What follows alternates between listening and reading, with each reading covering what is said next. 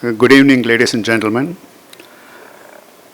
On behalf of the Theosophical Society, I have great pleasure in welcoming you all to the Wisdom for Living series of monthly talks.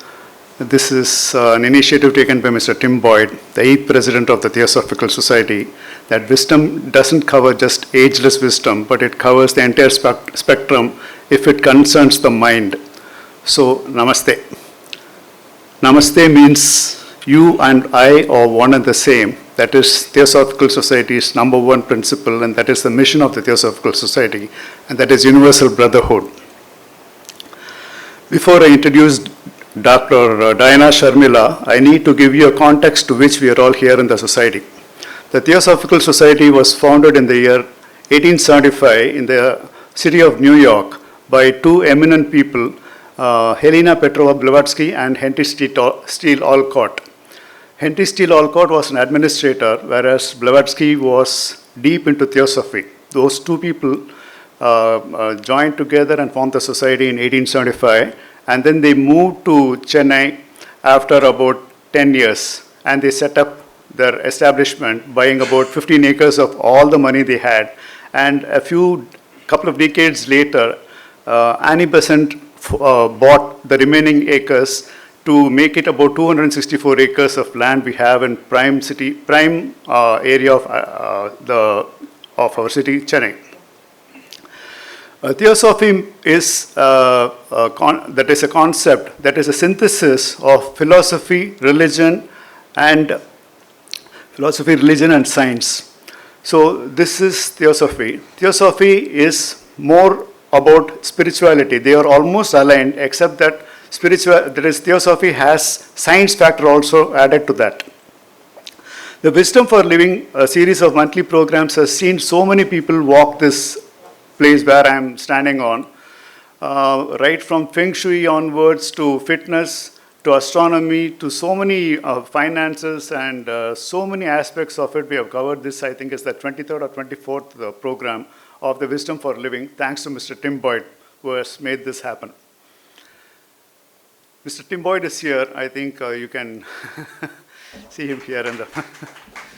On today's talk by Dr. Diana, Dr. Diana has given a lot of descriptions about her in WhatsApp. So I formulated everything and wrote it into a form of a passage, which I think I will read it for you now. Dr. Diana has an MBBS, MD on immunohematology and blood transfusion. Today's topic is health, well-being, and safety. She has also done her MBA in hospital management. Some of the non-communicable diseases, for your information, to start with, because many people might not know what is non-communicable disease. They are cancer, diabetes, thyroid, cardio issues, and aspects pertaining to the respiratory system. Through Diana's medical education, both during her MBBS and MD, she exhibited a deep sense of empathy towards patients, particularly in understanding the causes of diseases and preventive measures. She served as a medical officer in the diabetology and endocrinology clinic at the Government General Hospital, Puducherry, where she managed numerous patients. It was during this time she realized her responsibility extended beyond prescribing medications to motivating patients to adopt healthier diets and lifestyles. Her interest in dietary sciences led to research Indian dietetics, contrasting it with recommendations from the American and European societies of diabetology. This exploration introduced her to Ayurvedic dietary principles, where she discovered the individualized approach of Ayurveda in comparison to the one-size-fits-all approach in allopathic medicine. She has actively participated in public health awareness initiatives, delivering talks on voluntary blood donation, road safety, and anemia treatment through platforms like All India Radio and Suryan FM. Her engagement in public extended to conducting awareness sessions on sanitation, vaccination, and deworming for sanitation workers at Pondicherry University, utilizing her fluency in Tamil to connect effectively. As a hospital management MBA graduate from Pondicherry University, she has conducted numerous awareness programs, including sessions for college students on reproductive health and nutrition deficiencies. She delivered a webinar on women's health and road safety for the AABN meeting and conducted interactive mental health sessions at IIM Sirmanur, counseling several students on mental health issues and seeking help. Additionally, she hosted webinars for DDE Pondicherry university students on anemia and the benefits of blood donation.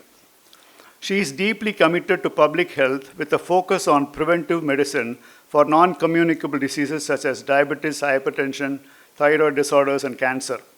She is particularly passionate about raising awareness on women's health issues, including breast and gynecological cancers, as well as mental health, nutritional deficiencies, road safety, and blood donation.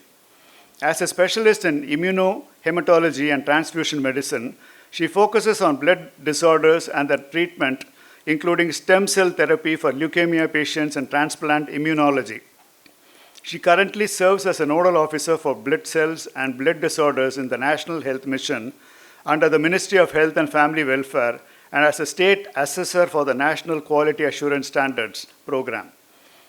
Additionally, she is a core committee member of the State Blood Transfusion Council of Puducherry under the Directorate General of Health Services. Her dedication to public health and preventive medicine exemplifies her commitment to improving societal well-being and advancing healthcare standards. Please give a hand to Diana. Good evening, esteemed guests present here. I'm humbled and honored at the same time to be among the midst of such enlightened people around here. And first, I would like to say Namaste, Namaskaram, Vanakkam, and of course, my state language, which is French, Salut, et bonsoir. So, I come from the Union Territory of Puducherry, which is former French colony.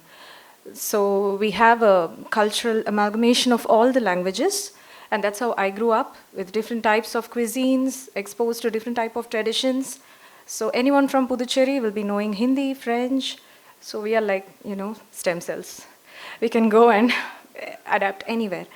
I think that's one of my advantages. And other thing is, I think I can tell that as a little feather on my cap, I have never served in any corporate hospitals. I think that's by God's grace. I always insisted I wanted to work in government service. Though the pay was relatively different, still I always felt the need to serve the poor people. That was always there right when I took my MBBS. And I could see the difference in corporate and government approach, and this gave me a lot of satisfaction. Going on, I would like to first start this session by thanking the Lord Almighty, because without His grace, I wouldn't be standing here in life. He has blessed me immensely, the same for you all. And I would like to thank Ramkumar Sir for graciously inviting me here and giving me this wonderful opportunity to meet such great-minded people. My heartfelt gratitude, thank you to Theosophical Society because I'm honored to be here. And of course, I will not forget to thank my family right here. They are the lovely people in my family, my husband Abhay and my father-in-law, uncle. Uncle is there. Of course, I have a 6-year-old child, my son, Joshua, whom I wanted to bring, but he was a little sick morning, and my mom. So they have been my strength and my pillar of support during my post-graduation and ever since. So I stand here because of all these great people in my life, so I thought I will start with that. And moving on, I would like to say, what is the motive? Why am I even here? Apart from the nice introduction given by Sir, thank you. My motive here is not to give a talk or preach or teach anything, because that is not needed. Most of the people here are elite kind of people, so I'm not there for that. I am just here to share with you my experiences and knowledge within my domain, in my service, what I have done for the people. So I'm just here to share my knowledge, both scientific as well as sattvic kind of principles. And the most important motive, I was very excited to come here, was to learn. I am a continuous learner, so I will be learning from you. The great experience, knowledge, I can see senior people being seated here. You will have wonderful experience. You will be pioneers in your own field. So that is an opportunity for me to learn. So that is my motive of being here. So moving on, yeah, that's my French. Salut. So it's the right time to ponder. Why do we have to think about non-communicable diseases? Because it is a major crippling disorder for the nation as a whole. Because you take some 30, 40 years back, probably when you were young, when you were in your 20s and 30s, you are the best people actually to share your experiences with me. That time, how was the lifestyle of people around you, your own friends, your own colleagues? How were your grandparents? How healthy were they? And currently, what do you see? The trend. So you will understand. So it's right time to ponder something is happening, something is going wrong at the whole population worldwide, but still I'm focusing on the Indian population because our population still uneducation, lack of awareness is still prevalent. So what is happening? Something is happening. So we need to get to the grassroots level and this topic, that's why I chose it. So the first one, I wanted to start a small activity if it is okay with the groups. Okay, so this can be one team here and team A, and this can be team B. So team A can tell about older practices and team B can currently compare it with the newer lifestyle practices. So can we move on? Maybe I can just start one. I can say that on team A, I can say life in those days were little slow paced. Everything was slow, everything was calm. And in the new phase, I feel it's more kind of agitated. It's not slow paced. Everything is fast, but still it is not mentally healthy. So moving on to team A. Yes, sir. Excellent. Processed food. So food has drastically changed. Yes. So you are the best generation to have seen the diet from your grandparents and currently to your grandchildren. So what's happening? It's not healthy. It is not definitely healthy. Yes. So counterpoint to that, team B. Communicate with human lens those days. Yes. So more of. Yes, sir. Sorry. Presently, people are looking at different types of. Exactly. So this team is telling that now it's more of digital world. It's not real. It is like a virtual. Everything is virtual. Everyone is connecting virtually, but real humans are not connecting. For example, I was just traveling and I was just waiting in a bus stop. There were some 10, 15 students waiting. To my surprise, none of them saw each other and they spoke. Those were the moments when something was striking me because I am in a generation sandwich between two ends. So I could see, in my childhood I didn't have cell phones. So I knew the difference. This is not right. This is wrong. This is not right. Someone has to tell them this is wrong. Yes, any other points, sir? Team A, yes ma'am. Excellent. Physically, everything in those times were, your day-to-day activities were exercises. For example, cycling. Even a tailor, when he was stitching, he was moving his calf muscles. Nowadays, it has become motorized. Walking. All the activities inside the house, like washing the clothes, washing the vessels, everything was mechanical and exercise. Counterpoint to that? Everything has your doorstep. And nowadays, exercise has become an activity. So we have to allot a separate time for exercise and then stick to the regime. And then we have exercise fitness experts. And everyone has become an expert. Everyone starts saying things and then people get confused. Yes, one more point. Simple and slow paced. Now it has become a bit complicated. Too much of expectation starting right from school. So you're not studying well, you're not performing well, you're not getting your grades properly, and even if you get into a college, so this is purely from my experience. When I addressed the students of Indian Institute of Management, IIM Ceramore, I was surprised, though they were toppers in their field. The amount of mental stress at such a young age was so discouraging. Yes, sir. Any other point from Team A? Disconnected. Oh, so, exactly. So I think sir was very much bad experience with the digital voices, recording voices. And recently I think we are getting that voice for that digital scam. I think everyone is getting it in our phones. To be honest with you, it's quite irritating, especially when we are in hospital side. So correct, sir. More of digital. Everything has become virtual. Anyone would like to comment about sleep? Exactly. Thank you, ma'am. Now, counterpoint. How are the sleep nowadays? Sleep is totally erratic. You know, many times I tell my non-medico friends, see, we are doctors. I can't help not doing night duty. But you people don't have night duty. So at least regulate your sleep. Because we are doomed to do that, I mean, in a good way. But still, people who are non-medicals, people who don't have to stay, are still staying and spoiling their health. We'll be seeing that in sleep. Any more points? We'll go a little fast. Excellent. So you can see the environmental pollution. If I go into that, it's a very big topic. Everything is polluted. Everything around us has contamination. Recently, we attended a program in a nuclear power plant, Kalpakam. I had a great opportunity to meet the great scientist. So I learned a point that the granite flooring which we use in our house has radon emission. So we were all like, oh, sir. Some of the ma'am were like, we have granite on our kitchen. So what do? Even the concrete has radon emission. So what do? We have to open the windows and keep it ventilated.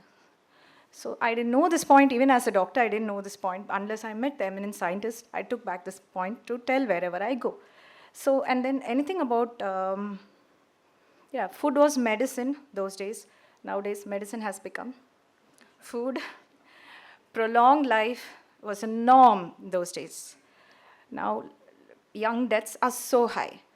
I would like to share the sadness which we went through during COVID. So I was there in COVID duty.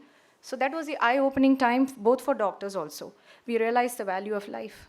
And there was no age categorized. During my MBBS, there used to be age categorization. But COVID just crossed everything. There is nothing like old people, these diseases, young people, no. Nowadays, we see a lot of diseases, even in younger age group. Simple activity like even using a toilet. So in those days, it used to be squatting type of toilets. So that has been replaced by Western toilets. So that is leading to a lot of pelvic disorders, osteoarthritis of the knee. See, the small changes are later reflecting.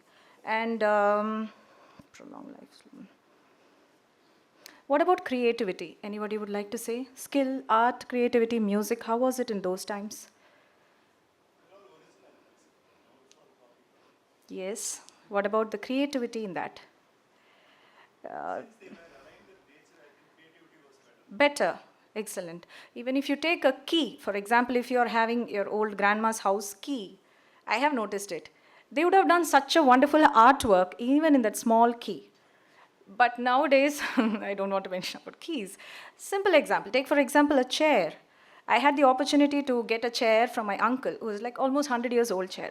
Amount of work, the intrinsic, my God, I was like, how could people sit and do that? And when I looked at the plastic chair in my hall, I was like, it was so soulless. So I am a pianist myself. So in those days, even piano, acoustic piano. So now it has become digital piano. Everything is in a keyboard.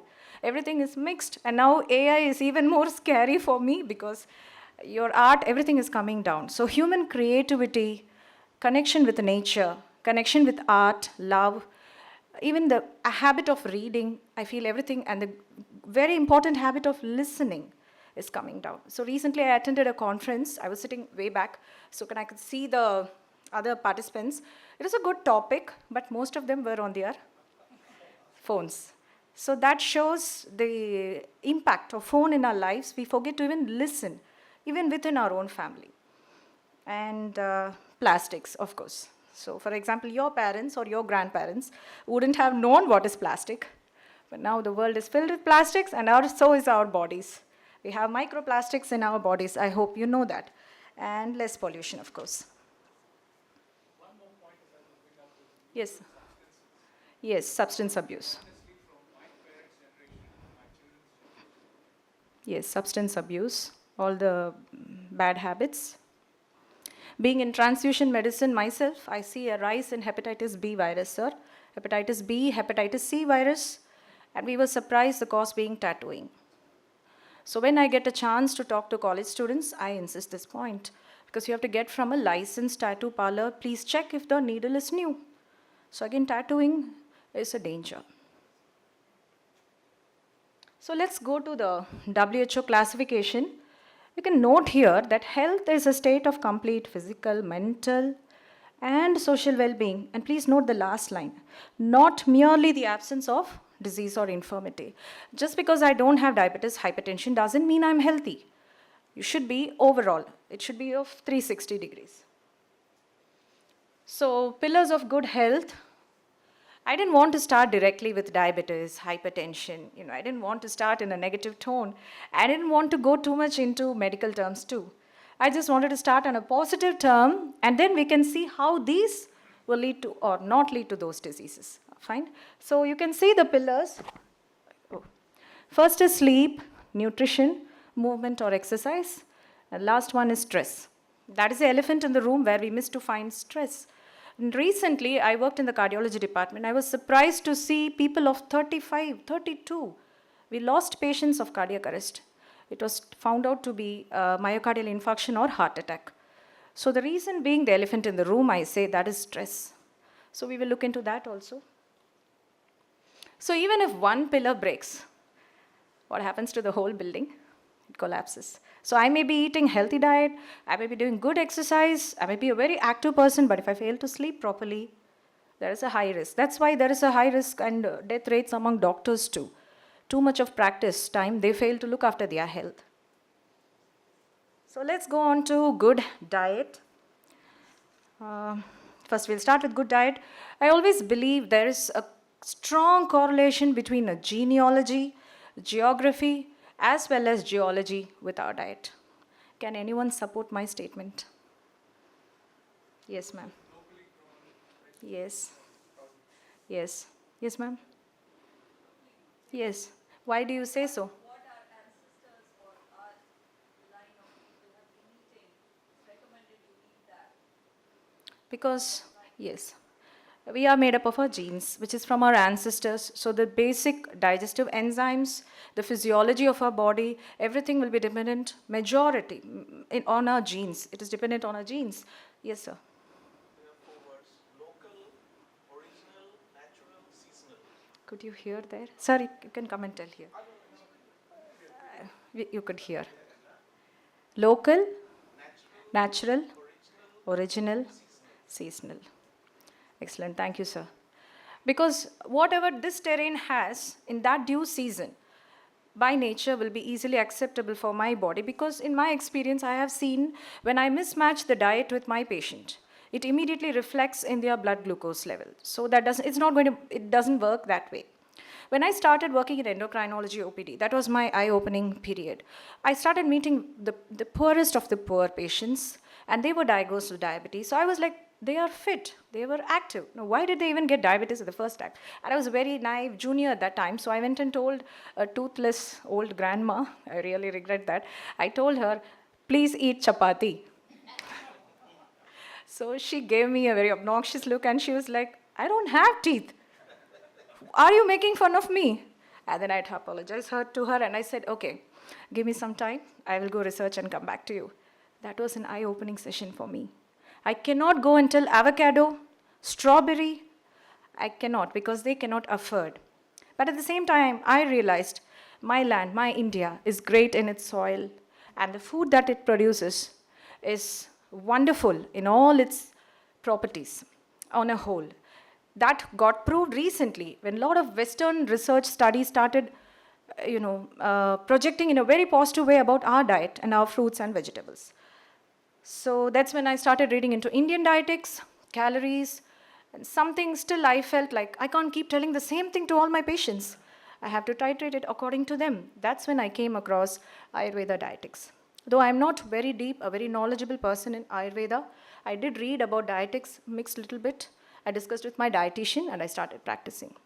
So a good diet should be always balanced, nutritious, a mixture of carbs, proteins, fats, vitamins, minerals, micronutrients, and water. So we'll have another session now, Group A and Group B as well from beginning. So could you tell me the Indian sources of food, okay? And this group will be the Western sources. Can you tell me the good Indian sources for carbohydrates? Rice, potato, wheat, yes, cereals, legumes. So all have some amount of carbs. Yes, Western diet. Bread, burger. So the problem is that is maida, which is from wheat. But since it is processed, then everything goes haywire. That's because of the calories, the glycemic index. So here, at this point of going into diet, I'd like to insist about glycemic index and the quality of each food, not just the calories. Not just don't categorize everything as carbs, everything as proteins. Just go into the glycemic index. Yes. So as you can see,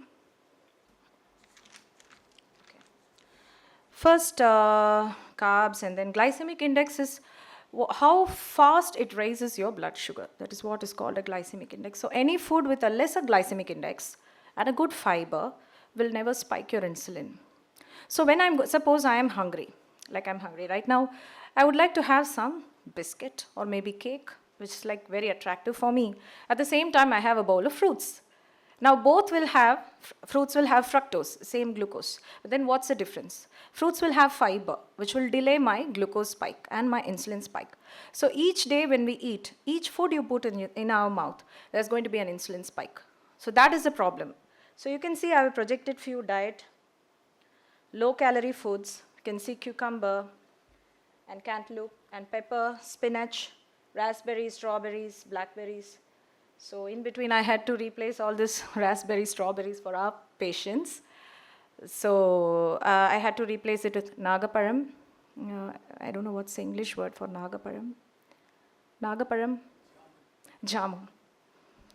Jamun. It's packed with antioxidants, a rich source of vitamin C.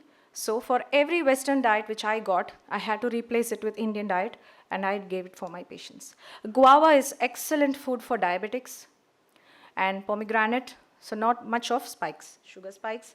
Then you can see carrot, skimmed milk. Yeah, coming to Greek yogurt, can anyone tell me the difference between yogurt and curd? Because we commonly hear it. I get sometimes really bugged when I keep people hearing, eat yogurt, eat. I can't go and tell my patient, eat yogurt. So they'll be like, what is yogurt? First, I should know what is yogurt. So yes, it's not the same. Sorry? So this has curd as the fermenting agent. Curd, though we have to add curd. But in yogurt, it is lactobacillus. It's more like processed. But nutrition-wise, yogurt has more protein, less fat. But when I come to the practicality. I cannot ask my patients go buy yogurt every day. And then, all this type of flavored yogurts. And then I think they'll never come back to me. So I had to make sure if I say curd, what are the benefits of curd? Curd is a wonderful diet. Why? Apart from this, it is a rich source of vitamin A, calcium, and it's a good fermented food. Can anyone tell me what is the importance of fermented food when we take it? Yes, ma'am. So how? Yes. So.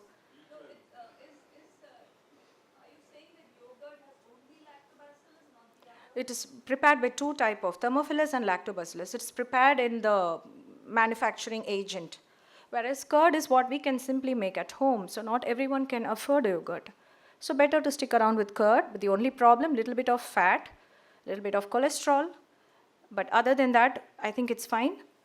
But what is the importance? Either yogurt or curd, doesn't matter. Why is it probiotic? Why is it important for our gut? Gut flora. It increases your gut bacteria. I would not like to go into detail, but in physiology, generally, certain hormones which are which are secreted in our gut directly affects our brain, like serotonin, histamine. So I used to be like, why is this linked when I was in my first year? Serotonin, what has to do it to the brain? And then it took me years to understand about the brain-gut axis. So when you have a good, healthy diet, it directly controls your mood and your mind and overall health. So that is important, so like I said about curd. Can anyone tell me about the difference between paneer and, I thought just interesting discussion, paneer and cheese? Whichever is feasible is fine, but we should know what is the difference. Cheese has more fat. Yes. Cheese is stored for more period of time, whereas paneer is relatively fresher. And as you said, cheese has much more fat. Yes, and it's like 100 grams of cheese will almost have like 100 grams of fat, and 100 grams of paneer, can you guess, has just 14 grams of fat. So that much amount of difference. I may vary with few numbers, but please, you can also cross-check once. It has that much of difference. Paneer is such a wonderful food. It's an excellent source of protein. And especially for people who are vegetarians, protein source is very important. So paneer, when I read about paneer, I was shocked. During my MBBS period, I didn't sit and even research about paneer. But then at least let me start now. So I did about paneer. And also cholesterol is relatively lesser. Fats are relatively lesser in paneer compared to cheese. And last, rice versus chapati. Because this is a common question, my diabetic patients, they are like, Almost it is the same. Gluten, yes, those who have gluten sensitivity can avoid. What about your fiber, dietary fiber? It will be more in rice because it's not processed food, Yes. it's brown rice. No, sir. Common everyone uses is the white polished rice. Wheat has more fiber. So that is the only difference. Other than that, it's absolutely fine because most of my patients are South Indians, and it's really like I cannot go and ask them to change to chapati, and they become unhappy. Everything matters is the quantity. I cannot go. Some of my Bengali patients, they come from West Bengal, from Oroville. We cannot go and tell them stop chapati, completely stop. No, it is their basic food. So that is that is a golden rule of thumb that I learned during my period, that I should not change someone's basic diet. That's going to make them unhappy. If I like biryani, fine, I like biryani. There's no changing that. Just the way and the quantity and the time. So we have to include a lot of protein in our diet. At this point, I would like to insist to the females also, especially those who are 40 plus, because of menopause. So when we are hitting menopause, due to the hormonal changes, there will be a loss of protein in our body, and that will lead to weak muscles. Another problem is because of fall in estrogen, calcium also falls in the body. That will lead to osteoporosis and pathological fractures. You would have seen women in 50s, nearing 60s. It would have been a trivial fall and still they will end up with a fracture. That's because of low calcium and phosphorus due to low estrogen in menopause. So women who are here, I would like to request to you, please go and check all your levels. Vitamin D, calcium, is it okay? My B, is it okay? B complex, and take supplements. Apart from your diet, please, if it is lacking, try to correct with your diet. If not, please take supplements. That is going to save you on the long run. And yes, so that is how you have to balance our diet. I have put here about micronutrients. Can anyone name a few micronutrients? Yes, selenium. Magnesium, selenium. So why am I insisting on them? Because it's commonly overseen. We don't sense it, isn't it? We don't sense. Do I know, am I lacking in selenium? Honestly speaking, I don't know. Yes, I don't know. I'll be honest with you. But I should be aware that I am prone to lack micronutrients. Can you tell me what is one major reason? Something to do with the water.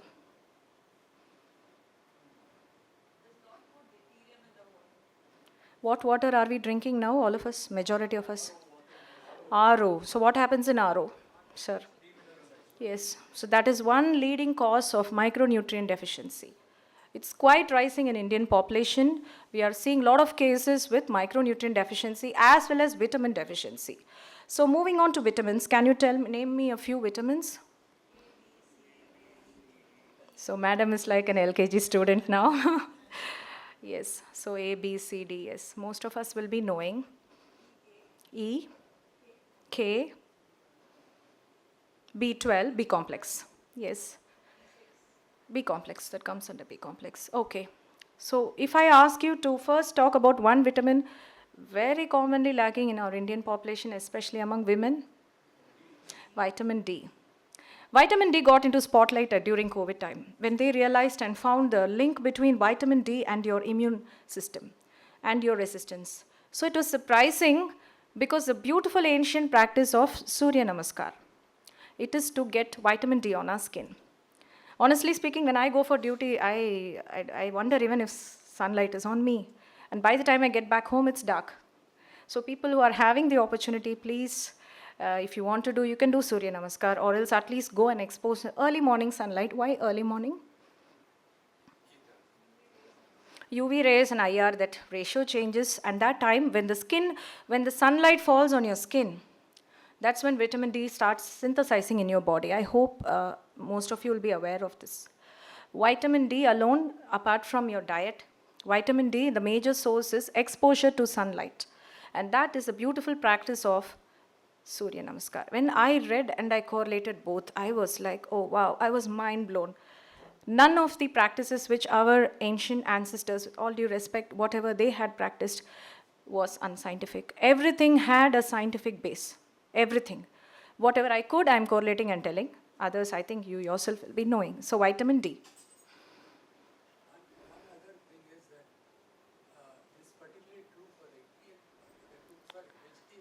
Yes. particularly, that vegetarian food is completely devoid of vitamin D, whereas the non-vegetarian food has several sources for vitamin D.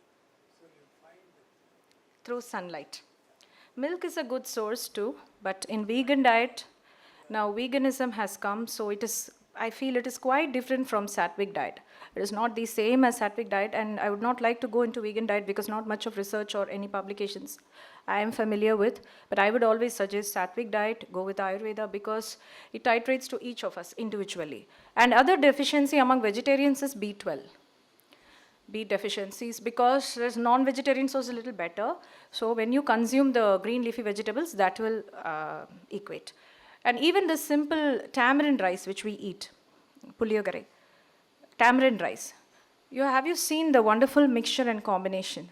What is added in tamarind rice? Peanuts. Why? Protein. Even in our poriyal, vegetable mixture, poriyal, a lot of parupu, dal varieties are added. Why?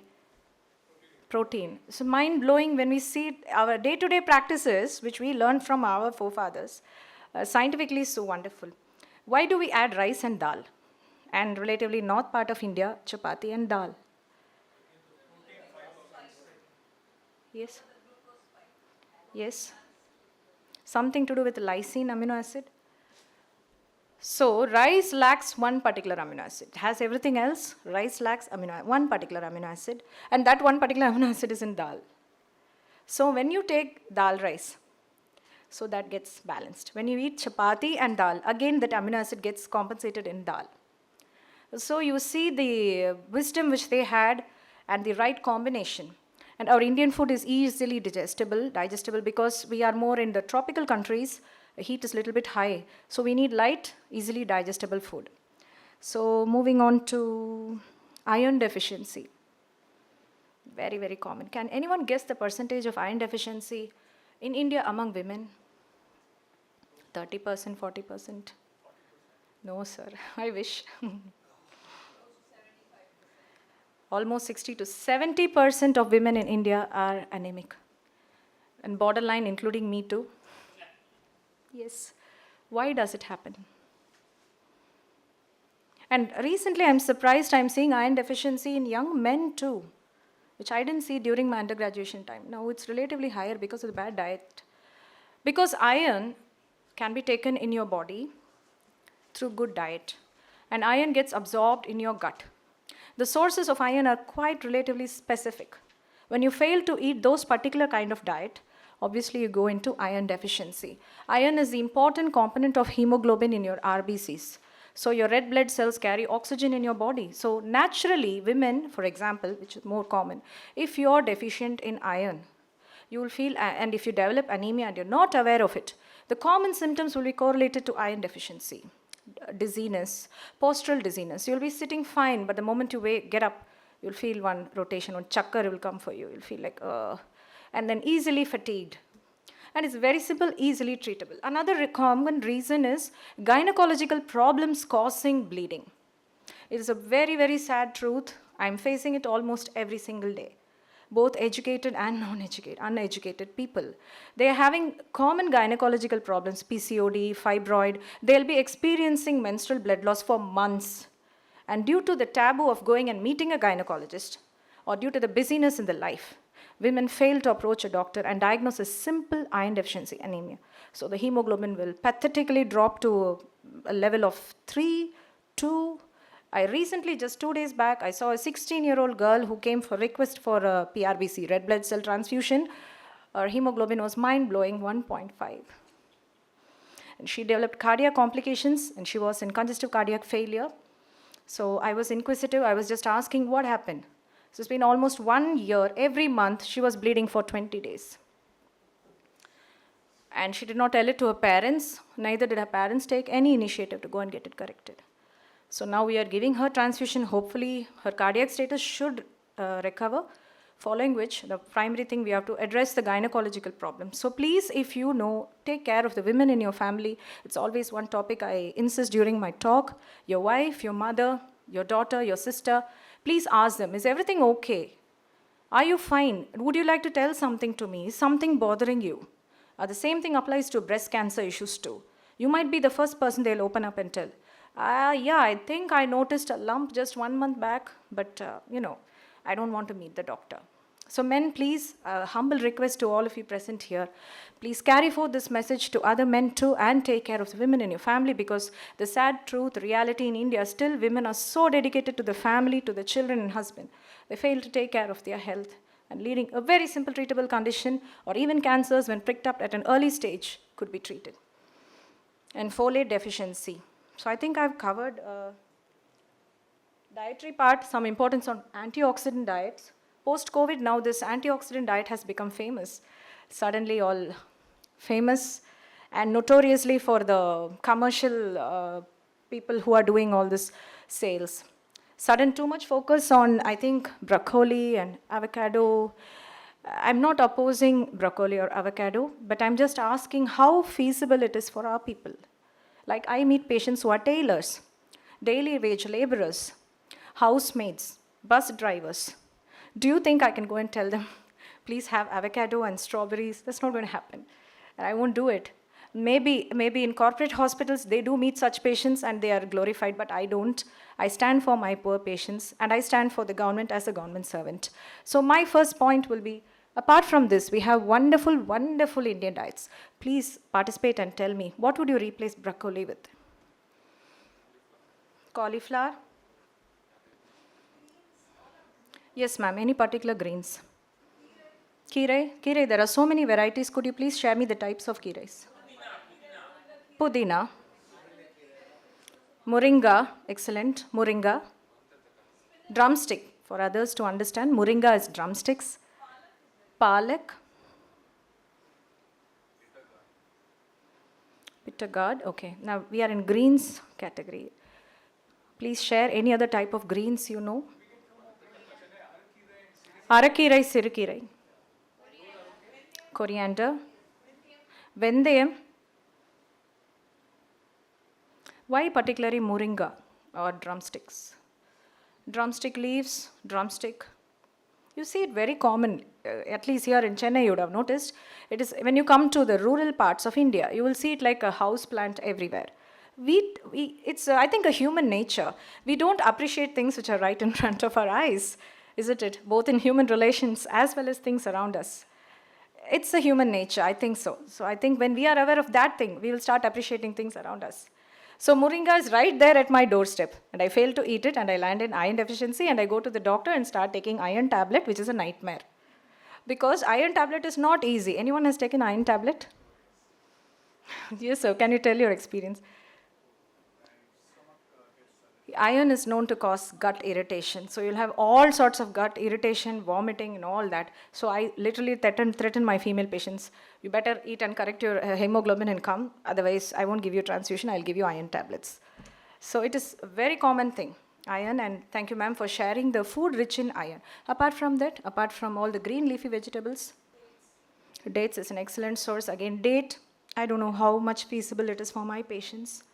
I would like not much to recommend about date syrup because I don't know the credibility of date syrup. Yes. And what about these strawberries and raspberries? I already told we can replace it with grapes, the paneer draksha, the normal grapes, but that has all that fertilizers kind of problem. Or you can go for jamun. Yes. Beetroot is a good source too. Pomegranate. Nuts are good source of omega-3 fatty acids and protein. Dark chocolate may be in small amount. All these lentils have good source. Soya, anything in the dark brown color, no? That's a good source of iron. Yeah. And turmeric is an excellent antioxidant. Now recently you would have heard that lemon water in the morning. Anyone having lemon water in the morning? Yes, ma'am. Can you tell the ingredients? I have a different preparation. Yes, ma'am. I use coriander seeds, a little bit of fennel seeds, jeera, oma.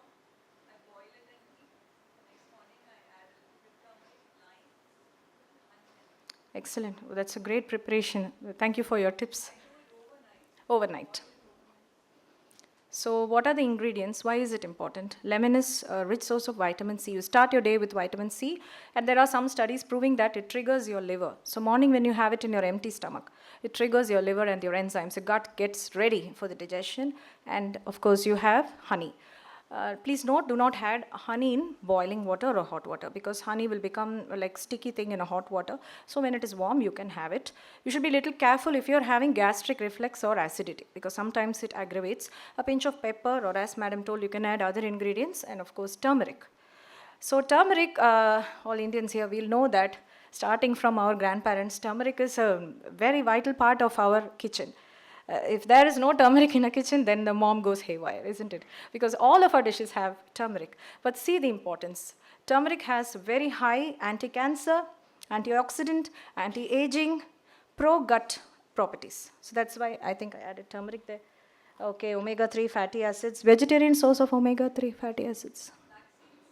Flax seeds, pumpkin seeds, but again, gluten sensitive people should be a little careful when it comes to seeds. Nuts. As I told, the glycemic index chart, you can compare all this bread, pizza, and all that to vegetables. It's almost 3 to 5 times. Can anyone tell me the calories in one French fries?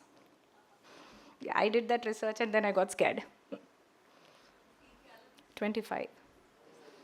So, every time I go out, my son somehow, very occasionally I get for him. So I'll be tempted. I'll take one, 25. 25, no, it's become 50, so I drop it back down. So it has very high calories because it's directly fried in oil. And you can see the difference. Visually, we ourselves can plain. It's almost like curd and vegetables is only 10. But please compare it with other foods. Can anyone tell me the calories in one slice of pizza? Just a slice. That's what friends tell, no? Come on, take one slice at least. It is definitely more than 200, around 300 to 400, depending on the other ingredients. So we have extra cheese pizza, extra cheese burger. Those are all traps to finish off the next generation. That's how I can, that's the way I put it. That's the way I put it. And sadly, college students prefer that for the taste and the sodium. Can anyone guess the amount of sodium in Maggi? There may be Maggi lovers here, so please excuse me. Not particular brand I'm telling, but since it's common, Maggi is a common staple food for hostel students, isn't it? And bachelors.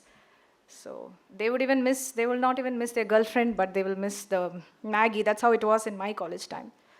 Have anyone read the ingredients? Yes, but the sodium, madam. I learned this from a nephrology conference. You can Google, someone Google and tell me. Yes, net is a problem here. I think it's almost like 3 grams. It is so high. Maggi is so high in sodium. And that's what children are being given these days. Kurkure, I don't know, that has all these chips, no? Kurkure, Lays, all has very high sodium content. So they have, all the nephrologists of India, the Indian Nephrology Association, they presented a letter to Nestle to reduce the amount of sodium. See the pathetic state. So you can see the amount of sodium. Most of the time we see the calories, we see the carbs. We miss the main elephant in the room, which is sodium. Okay, so just this was for you. Yes, high fiber foods, chia seeds, guava, lentils, avocados, and all that. And the main culprit is hydration. How many of us here have suffered from renal stones? Oh, good. Okay. Because it's quite common in Puducherry and Karaikal. Why so? One main reason is failing to drink water. Yes. So there are so many theories. Drink these many liters, 5 liters, 6 liters. But what do you suggest? Around 3 liters. Yes. Some have that, motivation water bottle. You did it halfway through. Yeah, I appreciate that, but still, how much of water do you think you have to drink? 2 liters, is that right? Around 3 liters, and whenever you feel thirsty. You don't have to calculate, 6 liters I have to drink. And you'll be having diuresis, you'll be having frequent urination. It's not nice. So you can have water. So yes, benefits of water. Now we'll go into eating habits. Can anyone tell me why I put this picture here? I hope I'm not, sir, time. Yes. Yes, ma'am. Can you explain this? What are the utensils? Clay, iron, copper. I think that is brass. If it is not, please excuse me because I thought it may be. So, what are the. How many of you are having this in your kitchen? If so, yes. All of them? All of them? Yes, sir. Yes, that's why I'm expecting few hands to come up. I'm not surprised. But all of them? Brass. So, what utensils you saw your grandparents using? Please share. I'll be happy to hear. All of these? Yes. Okay. So, any particular for anything? Any utensil for any particular? Because I'm not aware of it. Korambu sambar, yes. Rasam, okay. It used to be in brass or bronze. Lead, okay. Okay. Okay, anything else? Iron for making puril. That solved majority of the iron deficiency in those days. What are we using nowadays? Coated with Teflon. What is Teflon made of? Anyone can tell? Polyethylene. Polyethylene? I think I have few engineers here. I forgot the full form. Polyethylene. Yeah. P-T. Yes. And the main instruction they give there is don't use metal spoons, don't use metal scrubs. But the housemaid who comes to clean will do the exact opposite. So she will use metal spoon and she will use metal scrubs. So that is a problem. There is studies correlating with our non-stick pans and the rise of PCOD in young females. So yes, utensils do matter. How we cook it also matters. What happens when I cook? See, suppose I have two stoves and one I have iron, one I have Teflon coated one. So how is the cooking process going on? In iron, you know, it heats up slowly. And slow process and food gets properly cooked. Whereas in Teflon, my time will be saved, but still, the cooking will not be proper or it will be either burnt or heated. It varies. So that is the beauty of the utensils which we used. Few points I would like to add, this brass, bronze and all that, they have all these antibacterial properties, they're all proven studies, so they prevent the food from getting spoiled. And clay utensils have few amount of all the micronutrients because it's made from mud. And iron, of course, I told you it has rich source of iron. So Teflon, aluminium, these are to be avoided. Yes, circadian rhythm. How many of you are familiar with the circadian rhythm? Those who are not familiar, can you tell me what you know at least? It's a very common word. Circadian rhythm is also known as biological clock. Our body is like an alarm clock. Everything is timed. Whether you know it or not, 12 o'clock lunchtime, your stomach starts secreting acid, whether you like it or not. And that's not a good thing for us because we get lost with patients. And during that time, my stomach will be growling. So circadian rhythm is the biological clock, how your body is already tuned. So how your body functions at morning 3 a.m. is not the same as morning 10 a.m., which is not the same as 12 p.m. Coming to digestion, so it applies to everything, starting from your hormones, starting from your gut secretions, starting from your sleep pattern, starting from your digestion, everything is timed and clockwise. When we respect our circadian rhythm, our body will respect us back. It is as simple as that. We don't have to go and read into depth about diseases, reading in depth about new medical terms. There is no need. The simple truth is, when we respect the circadian rhythm in our body, it will respect us back. Everything falls into place. That is a good ancient practice which our ancestors did. What was that? Sleep when the sun sets. Finish your dinner. So what was the time you saw your grandparents finish their dinner? 7 p.m. Anyone has seen before that? 6. That's when the sun sets down, finished. And then they wake up next day morning, 6, 4, 5. Exactly. So I would like to tell the point here, ma'am. Your optic nerve connects your eyes to your brain, isn't it? The optic nerve transmits. And that point where both the optic nerves cross, we call it as optic chiasma. There is where we have the pineal gland and the pituitary gland. So when I read it in my first year, I was amazed. That's how your body knows whether it is day or night. And the pineal gland and the pituitary gland are the important glands for all the hormones in your body. So when the light stimulus comes into your eyes, your brain knows it is a day and it starts secreting the corresponding hormones. When the light doesn't come and it's dark, it knows it is night and the sleep hormones. Now everything goes haywire when we take the cell phone in our hand, isn't it? And compared to older days, as madam said, now we have tube lights everywhere. So nowadays nightlife is the new norm, isn't it? So constantly your eyes are getting stimulated with light and your body takes it as daytime. So it's hormones which are supposed to be secreted in the morning starts getting secreted in the night. So when you don't put off all the light, go into complete sleep. Rather you're awake with your phone or watching TV, movie, Netflix and all that.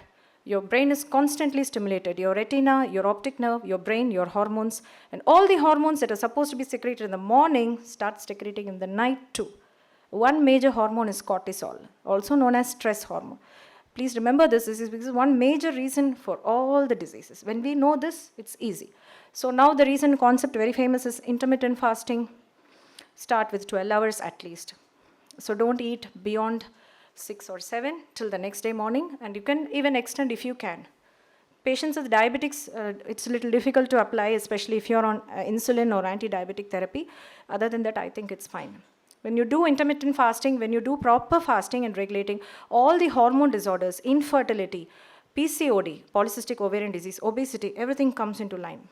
So instead of just jumping to my patient for giving them hormonal therapy, it is not ethically right to start a 12-year-old girl, 13-year-old girl on hormone therapy. At least I won't do it. I will tell them to change their lifestyle, sleeping pattern. We are seeing tremendous results. And yeah, I would love to project this picture.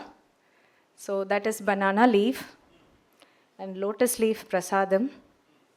And we can see, I'm sorry for the clarity, but we can see people in a traditional way of sitting and eating. How many of you did it in your childhood and your younger age? Are you doing it now? Who are the hands which are up? Excellent. Why have we left that practice? Sit on the dining table. Anyway, fine, we sit in the dining. So what do you think, sir, is the difference between sitting on a dining table and eating and when I sit with... How? Thank you.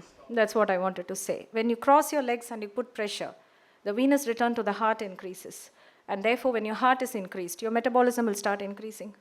And your blood flow to the brain increases. So when you eat quite amount of food, there is something called as leptin, ghrelins. These are the hormones which signal to your brain about satiation. So you feel satiated when you eat the right amount of food. And Ayurveda says so many other reasons, but this is the main reason. When I sit in a dining table, my blood flow is relatively less to the heart. And so does the hormone, I told, no, gut-brain axis. So the signal doesn't happen much. And how many of you just focus on your food and eat and not TV? Because I still watch TV, little. Okay, so people who are not watching TV and just focusing on your food, excellent. I'm still trying to get into that because I am also struggling. I'm also doing my lifestyle modifications. Each talk I give is actually a mirror for me because before going and blah, blah, talking to everyone, first I should practice. So I'm also struggling with this problem. When I eat, I like to have some, TV or some cartoon or something. So I want to come out of it because you don't know when you're satiated. Just keep eating. Okay. And any benefits of banana leaf? Yes, no iron, sir, no, banana leaf. Not to my knowledge. Sorry? Chlorophyll. Potassium. No, we are not eating the banana leaf. We are eating on the banana leaf, so.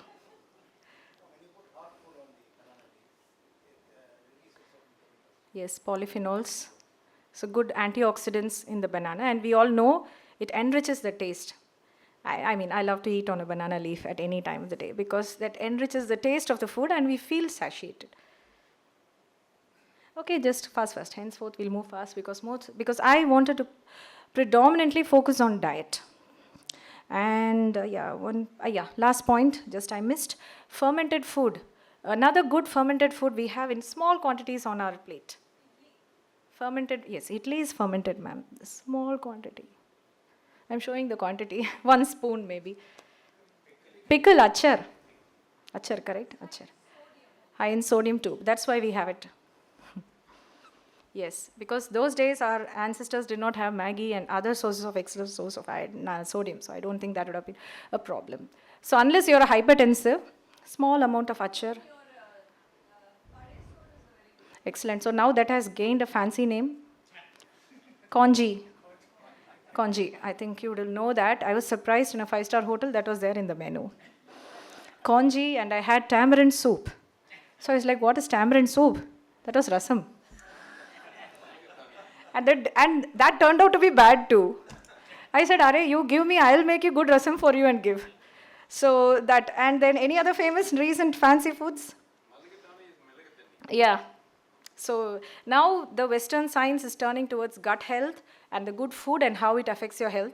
And so such items are coming. So fermented rice, as madam told, we take the leftover rice in the night and soak it in water, leave it out, and gets fermented in the morning, and then we can have it with little pickle. That's a very staple diet. And buttermilk. What's the difference between buttermilk and curd? Yeah, lesser fat. Okay, so good exercise. Yeah, these are the types of exercises. I think you're all pros in exercises, so I'm not going. Yes. In all your studies, Yes. factored in genetic contamination, chemical contamination of fruits, vegetables, milk, eggs, and meat. That factor is definitely there due to some. Sorry? What would you advise? How would we deal with that? That is a very big topic actually. Insecticides, pesticides, genetic engineering, pros and cons. It's quite a big topic. There is definitely health impact, most commonly related to cancers. It is happening around us, but I cannot tell it in such a short period provided to me. But still, we have internet, we can analyze ourselves. I think we can wash it clear, and that's why I sometimes be careful with grapes also. Peel fruits, and nowadays they inject into fruits and vegetables too. So I think, my opinion, sir, the FASI should be much strong and strict. The food safety in our country is relatively lax. That is one major reason. And bioengineering. The previous breeds of fruits and the previous type of rice, my great grandfather was a farmer. So through my dad, I came to hear about all the rice varieties. I was surprised. The median period for the rice to mature used to be 6 months. And it used to be this tall, it seems. I've never seen rice. That's what my dad tells me. My dad has done farming initially. Now it has come down to 3 months. Maybe they are definitely food is the main reason for most of the illnesses. We have to be careful. Yes, definitely, yes. All the chemicals, microplastics, prone to cause infertility. Yes, sir. About RO water. I already told you. RO water is a culprit for all micronutrient deficiency. Slightly different from here. Yes. About 25 years back, UNESCO had added one educational objective, Yes. spiritual development. Yes. So my suggestion is this is all related to the physical part. Yes. So that part also should be part of your Well-being. presentations as Yes. presented. I have included it in stress management. That's there. But physical well-being also, yes. I would like to second your thought, sir, because when you're spiritually focused and you have a motive in life, everything else seems to fall in place. Internally, you are calm. So no matter what are the external storms, internally you are more focused. That will reduce your stress. Here, excuse me. Everything is directly related. So these are the types of exercises. Their day-to-day activities itself is exercise. See, I told you I have. They do, ma'am, they do. I'm surprised by their spiritual discipline. I know a diabetic patient who comes every Wednesday and Saturday. The first thing she does, she comes and puts an OPD slip, registers herself, and goes to the temple. Then she comes back. She's clever. She knows that at 11 o'clock the OPD will be free. But still, she does her spiritual part and she comes. And the good part is nowadays I see much more awareness also. People are taking spirituality seriously. People are taking lifestyle modification seriously. It's both sides of the coin. And can anyone come and demonstrate? Just few moves. Because I'm continuously talking and maybe I'm bored with my own talk. anyone who's please volunteer because It'll, lighten up the session a bit. Maybe yoga, stretches. Yoga comes under stretch. But mind you, yoga is not only about stretches. It is about the overall well-being. But still, some yoga poses. How many of you practice yoga? Yes, so please volunteer. Simple, not the very flexible ones. Any one or two poses, ma'am. Everyday ones, what you do. Maybe a forward bend. Yes.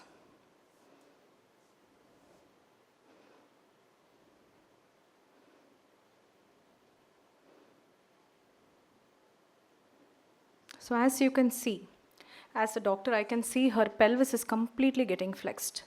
Her pelvis, her femur, this is an excellent posture for her age. And her femur, her back muscles, as a doctor, like what I can observe, everything is getting stretched. Her shoulder, we see quite a number of patients with a diabetic frozen shoulder coming for physiotherapy. This is a very simple thing. You can do it every day. Any other pose you would like to do? Yes, ma'am. Just one side. Whichever is feasible for you.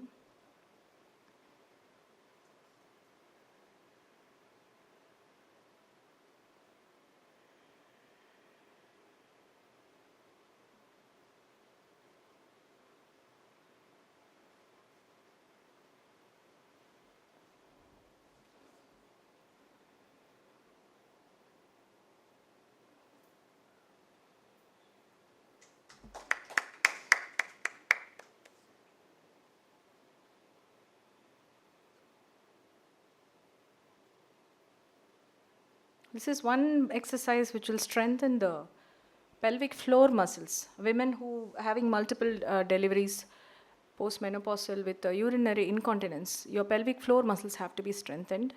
You can do yoga or pelvic floor strengthening exercises. Surya Namaskar. Thank you. Anyone would like to show any other endurance exercises? What are aerobic exercises? Now it has become fancy with the calisthenics. Heart rate. So what should your heart rate be roughly? What do you mean? Yes. So what are the common ones which you can do? Please come forward. Volunteer so that another person can learn from you. Please. It is calculated as 220 minus your age into 80%. Good. Anyone wants to do? That should be the maximum heart. We can go a little faster. Anyone wants to do? Jumping jacks, lunges, squats. Jumping jacks. Yes. That everybody knows. Everyone knows. Everyone knows? Spot jogging. Spot jogging. Okay. Then flexible exercises to stay limber. We know like yoga. Then we have strength training exercises to lift weights. So women, please do some strength training exercise along with protein intake around 40 when you're hitting 40, because as I told of perimenopausal problem. Then swimming. Sadly, I don't know swimming. I tried to overcome the fear, it became worse. Still trying to learn swimming more. How many of you know swimming? How do you feel when you're buoyant in that water? Please, ma'am, can you tell your feel when you're buoyant in the water? I swim in the open air. I try to swim the whole year. It's a lot of fun. I live in Holland, so it's quite cold. Yes. I feel, first I was always training, so I was doing more committed to myself, but now just there and one with the water, it's like meditation, and especially when the water is very cold, my breath goes very deep. Yes. Induced hypothermia.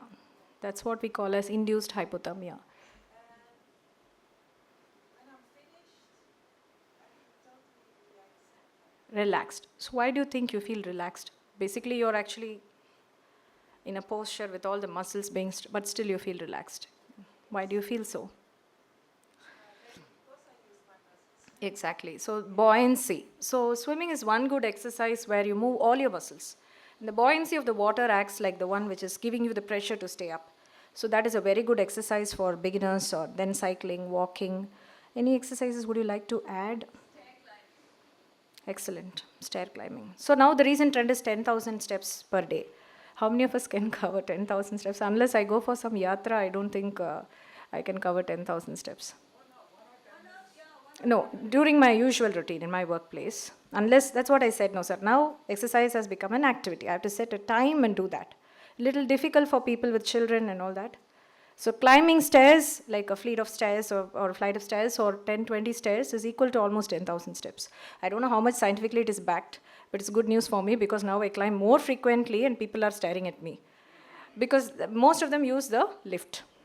I'm surprised even BSc students who are just 19 years, to the first floor they take the lift. And you can imagine how they react to me climbing all the third floor up and down, and they're like, what's wrong with her? And I go all panting and puffing, but I know I will improve. My respiration will improve. So that is a good point. So please avoid stairs. I mean lift, please take your stairs as much as possible unless you have some cardiac illness or any other restraining ones. Yoga also increases your stamina, and very simple exercise, cost-free, relaxes walking. So coming to types of exercises, how frequently are we supposed to do it? Yes, frequency, intensity, time, and type. So types we saw. How frequently are we supposed to exercise? 3 times a week is a minimal, 30 minutes each day. Intensity depends on your body type, what fits you. And time, as I said, 30 minutes or at least 1 hour. And then type, as already I said. Now here I would like to say about ectomorph. How many of you are familiar with this? If I'm going too much into medical terms, I'll revert back because there is quite a boundary. I shouldn't cross that side. So he's visually validating and fitting into a category. So ectomorph, mesomorph, and endomorph. So simple is apple type, you would have heard. Apple-shaped body type and pear-shaped body type. So anyone who's round all over, they are called apple type. Pear type is little common for our population. The top half of the body will be leaner. The bottom half will be wider. So that is pear type of body. And this ectomorph are people whom I say are blessed genetically. I envy few people like that. No matter what they eat, they are still thin. That is because of the good amount of brown adipose fat and high BMR, basal metabolic rate. Whereas that endomorph is really pavam category because, yes, I pity you, sir, because their BMR is very low and even a small amount of food will increase your weight. So we should not just go into calories. We should also look into the glycemic index, see our body type. There is no network here, no, in your phones. Otherwise, I thought we can do BMI calculation. How many of you have done your BMI? 32. Body mass index calculation. How many of you have touched pre-obese, obese? So the main thing is, but whom do you think are at a risk for cardiac disease, early heart attack and death? Is it the mesomorph or endomorph? No, it's the mesomorph. Now, sir, I can see a brightened up smile on your face. So some positivity, and after a long talk, you were so sad, you were dejected, you were doing like this. And when I said the other group, his face brightened up. Now the other group people are like, oh no. Yes, because the pear type of body people are prone for development of insulin resistance, which means there is more fat in the tummy. Okay, there is a term called as thin diabetes. People may be thin, but you see in Indian population that pot belly will be there. That is pear type. So your insulin resistance directly correlates to the amount of fat in your body.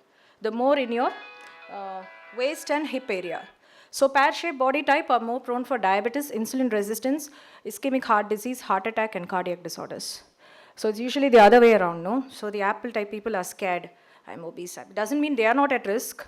Both are at risk, but it is this group which is a little bit more at risk. So what is one way to find out if you are which type? Today I think all of you will go into the mirror and this side and this side. So that may be sometimes, most of the people here I see are ectomorph only. So yes, how do you find? What is waist-hip ratio? What is your waist and what is your hip? These are the basic things which even I didn't know. Shame on me. And then again I sat and read everything. I know what is waist-hip ratio. But sadly, I don't know what is waist, what is hip. Because we have too many other things to read, so. No, what is the waist? Where is your waist? Where is your umbilicus? That is your waist. And your hip is the widest point here. So what should be the normal waist-hip ratio? So how many of you think you're having the ideal waist-hip ratio? So usually doesn't match. Waist-hip ratio, majority of the Indian population doesn't match. Why do I keep insisting Indian population, Indian population? It's not because we eat rice. It's not because of that. Rice was our staple food for a long time. Sedentary lifestyle. Our ancestors ate rice, kanji and all because they worked in the fields. Today I eat lots of rice and I sit and sleep in AC. Because I feel that is kind of calming my mind. That's what happens when you don't exercise. When you exercise, all your good hormones in the brain will increase. Can you name a few of them? Endorphins? Oxytocin? Melatonin is for sleep. That is because of darkness. Darkness causes melatonin. Dopamine dose. Someone who does an exercise will put dopamine punch. It's true. Serotonin. So these are very good hormones which will make you feel good. That's why even if you do half an hour of treadmill, you feel like you've achieved something big. You actually have every right to feel good because that's what your body is telling you. You should always listen to the cues our body tries to give us. So somebody may be having this mesomorph type of body, but when they don't exercise, when they don't eat the right diet, they are increasing the risk for that. And that is why diabetes, we'll see fast, that's very much rising in Indian population. Last is sleep. Sleep. How many of you can tell, recently I slept like a bear? Good for you, sir. Good for you. I think me too, in between. Yeah, unless my son wakes me up. Why is it others, I thought many of you will tell I slept like a bear. Deep dead sleep. That's because you do yoga. Why is that? How many of you feel you're okay sleep? Okay sleep. Not a very satisfactory sleep. How many of you say I am sleep deprived? So there are some people who don't come into this category at all, so I think they don't sleep only. How many of you have 6 is not the actual number. Many of them propaganda about 6 hours. 6 hours. No, 6 hours is not enough. 8 hours. 8 to even 10 hours is fine. Children need more sleep. Why? Why am I bringing sleep into this? Because I showed you it's one among the pillar 2. Yes, so all your relaxing hormones, everything sets in, and as I said, your circadian rhythm. So I would like to remind, I might be a good fitness freak, I might have excellent diet, I might do yoga, but the elephant in the room is stress and lack of sleep. It's a leading cause of death in India, especially among IT professionals, people who do a lot of night shifts, a lot of office stress. We are seeing a rise in cases with ischemic heart disease and cardiac arrest. So sleep is very important. How can you induce good sleep? You know all that, no? Shut off all light, no phone. It's so nice to tell. But when it comes to practice, it's really difficult. I'll admit to you, my weakness. Because I feel that time when my son sleeps, Appada, this is my time, me time. I want to relax with my phone. So it is your discipline. I think this generation, your generation, most of you are disciplined. The problem is with the college students, the next ones. And diabetics and all try to take avoid taking water before going to bed because frequent urination. Yes, okay, I'll just wind up. So how many of you have been awake at 3 a.m. in the morning suddenly, apart from diabetic? That is cortisol. For no reason if you're waking up at 3 a.m. These cortisol stress hormones are quite little, somewhere it is affecting you. Maybe some stress, some place change or something, please figure it out. Because waking up at 3 a.m. for no reason is not normal. You should be in your REM and non-REM sleep. Each sleep cycle is 3 hours. So it goes as 3 hours, 3 hours, 3 hours. You're not supposed to be awake at 3. Yeah, stress, we all know. Meditation, yoga. I think my time is getting over. And yeah, obesity, overeating, medication. I told about body mass index, waist-hip ratio, inactivity, gut hormones. That is why I wanted to start about the basic pillars so that the diseases will fall into the place. Body mass index, diabetes, we all know. See, India, there's quite a number. Almost like 9.3% in Indian population is diabetic. Can you tell me which state is leading? Goa, followed by Puducherry, 26.3. So anyone who's practicing in Puducherry will be a pro in diabetes management. One reason could be because these are small states, so the reporting is good. And it's only the tip of the iceberg. Pre-diabetic is still a major issue going on. No, that I'm not sure, sir. That just came with the picture. Red eyes. Yes. Yes. So there is a paradox in this, like how obesity leads to diabetes.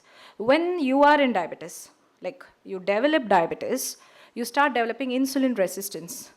And what happens? All your counter hormones will increase. You understand? The catabolic hormones will increase. Insulin alone is one anabolic hormone. All the other hormones are catabolic. Cortisol, noradrenaline, adrenaline. So when the catabolic mechanism starts in your body, it's an imbalance. It's a metabolic imbalance. That's when you start to lose your weight. And added on to that, if you start oral diabetic drugs like metformin, metformin reduces your body weight. That is why no, it's better you don't go to metformin. Before that itself, you stop the development of diabetes. I take it like that way. And yes, this is a very serious problem. Diabetes causes, it affects your blood vessels. We call it glycated end products. So, on a long term, see, my policy is very simple. Today, what my health is, it is a reflection of what I did for the past 5-10 years. It doesn't happen overnight. So, even if you're diabetic, still you can put your body into regulation. See, it affects all your organs. That is why, see, it's a major health burden for the patient, family, doctors, Indian government, so rampant. And it's going to definitely increase in future. That's why this aim of my talk was. Hypertension, we know, diabetes and all that. Hypertension, obesity, same. See, all the, whatever disease you see, it will correlate with only your 4 pillars. Whatever disease you read, the doctor will say, finally they'll tell that only. Doctor, I don't have sleep. Go do exercise, eat food. Doctor, I'm stressed. Go ahead, good food and sleep. Yes, because that is the 4 pillars and that is a preventive medicine. Salt intake is one reason for hypertension, dry salt intake. Yes, again, hypertension leads to stroke, vision loss, heart attack, heart failure, sexual dysfunction, kidney disease. Yeah, risk factors for cancer. So it's a very common question I get wherever I go. Doctor, what is the cause for cancer? So that till now, there is no one particular reason for cancer. Okay, genetically, all of us are prone to have cancer at any time because that's how our cell function. But it is the key is our immune system. See, when your immune system is good and functioning well, it will knock out the cancer cells. When your immune system is dropped, that's when cancer cell starts to develop. I said cortisol, the stress hormone, no? So that affects your immune system and your own immune cells fail to recognize the cancer cells. And I think I've covered most of it. So I hope I didn't bore you with a very long topic. And thank you.